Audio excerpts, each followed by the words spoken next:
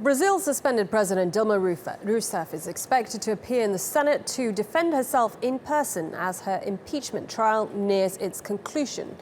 Rousseff has been accused of misusing state funds, but she says the charges against her are politically motivated. Let's go straight to Brasilia and speak to our correspondent Anelise Borges, who is there live for us. Good to see you, Anelise.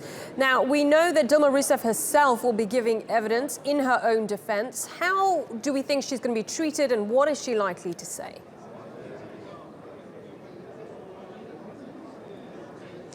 Well, it's being called D-Day for Dilma Rousseff. This is going to be the first time the suspended president comes face-to-face with her accusers to defend herself. Dilma Rousseff is expected to speak for at least 30 minutes, and then she will take questions. So far, 47 senators have registered to ask questions to Dilma Rousseff.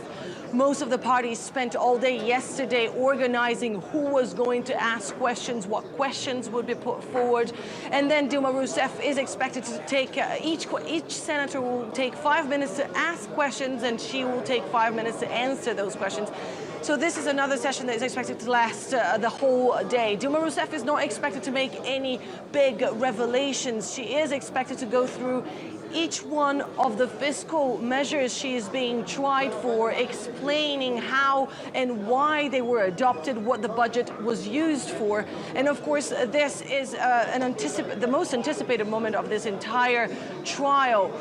With regards to the way she's going to be treated, well, if the way senators treated each other over the past few days is anything to go by, Dilma Rousseff is better come here ready for a tough fight. Anelise, we've been actually building up to this and talking about this for months now, and now, as you say, it's D-Day. What chance does she actually have of convincing enough people of her innocence?